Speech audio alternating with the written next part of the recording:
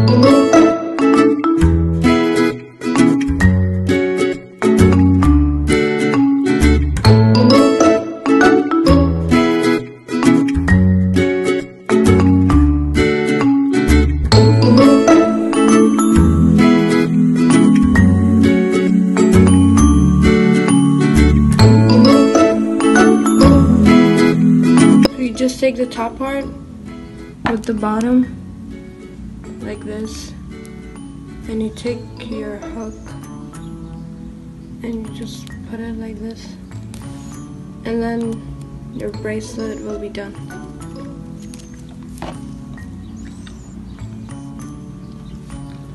Thanks for watching my videos. Please don't forget to like, comment, and subscribe to my channel, and stay tuned for more awesome videos. Goodbye.